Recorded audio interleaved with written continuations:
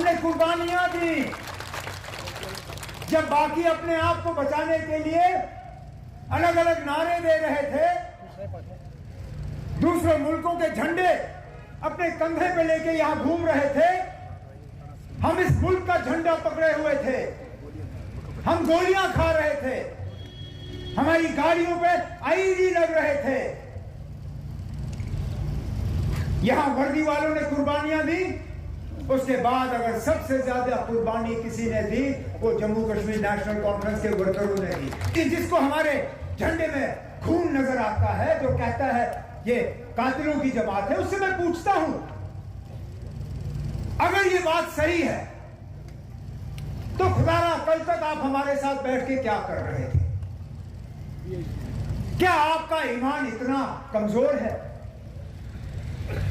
कि चंद मौके का फायदा हासिल करने के लिए आप कातिलों के साथ बैठे? मैं तो कम से कम नहीं बैठता।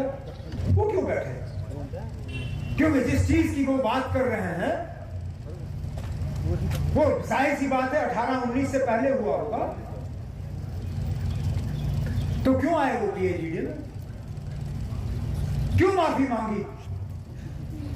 मैं बैठा था सामने जब जनाब फारूक अब्दुल्ला साहब से उन्होंने माफी मांगी, कहा कि जज्बात में आके मैंने बहुत बातें की, लेकिन छोड़ दीजिए, मैं आपको लीडर तस्वुर करता हूं, मैं आपके साथ काम करके जम्मू कश्मीर के लिए कुछ हासिल करना चाहता हूं। जम्मू कश्मीर के लिए कुछ हासिल किया नहीं, अपने डीडीसी कुछ बनाए और खिसक गए। पहचानने में हमने गलती की, मेरे साथियों ने पहले दिन से पहचाना हुआ था। काश मैंने उनकी बात सुनी होती उस वक्त। मैंने इनको मजबूर किया उस पार्टी को अकोमोडेट करने के लिए, घर की सीटें दी उनको।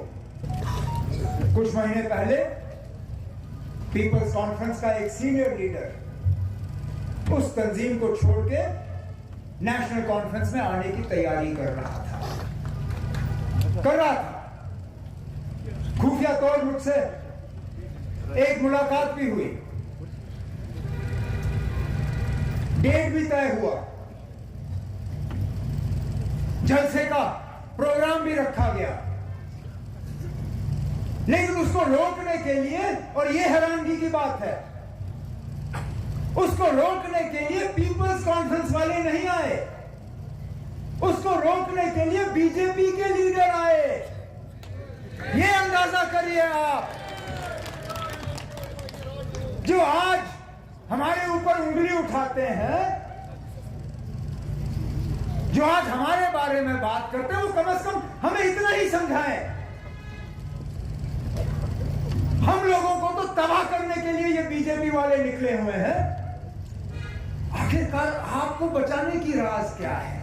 उमर अब्दुल्ला साहब, कल एलजी साहब ने बताया कि 80% लोग कश्मीर में इलेक्शन नहीं चाहते हैं, तो आप उसके बयान को कैसे देखते हैं? ना, मैंने पहले ही उसका जवाब दिया, परसों भी दिया, कल भी दिया, आज भी कह रहा हूं, ये 80% मुझे कहीं नजर नहीं आए।